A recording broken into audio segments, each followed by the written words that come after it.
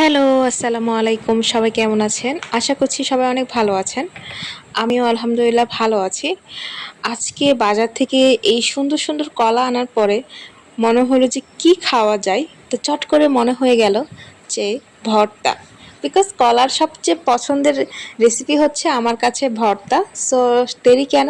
সঙ্গে, সঙ্গে আমি কলা ২ টা সেদ্ধ করে নিয়ে ফেললাম।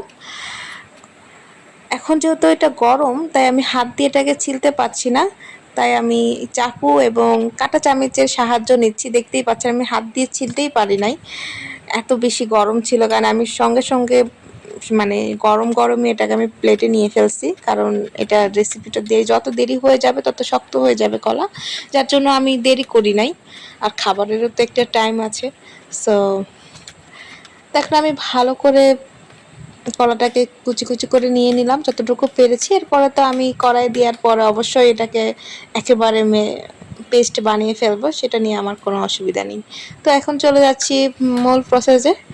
আর হ্যাঁ, আমি কিন্তু এখানে পেঁয়াজ এবং রসুন এবং কাঁচামরিচও কেটে নিয়েছি।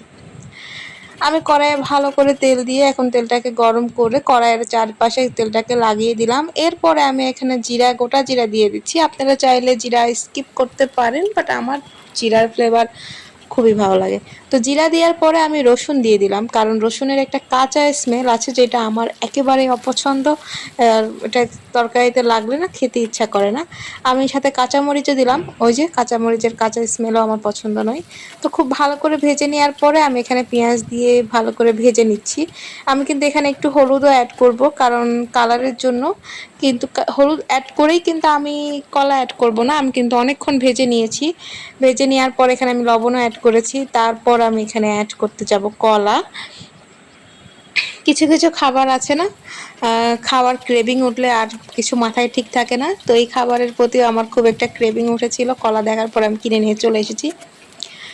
তো আমি এখন একটা দিয়ে ডাল ঘুটনি দিয়ে আমি এটাকে ঘুটে ম্যাশ করে নিব, যাতে কোনো রকমের শক্ত বা দলা কিছু না থাকে, একেবারে খুব ভালো করে হয়ে যায়। তো এই তো আলহামদুলিল্লাহ হয়ে গিয়েছে। এখন আমি একটু ভেজে ভেজে এটাকে তুলে নিব।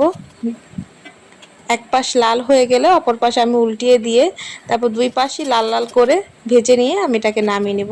এই যে এক পাশ ব্রাউন হয়ে গেছে, আলহামদুলিল্লাহ আর এক পাশও হয়ে যাবে। এই ছিল আজকের মতন রেসিপি। আল্লাহ হাফেজ, বাই।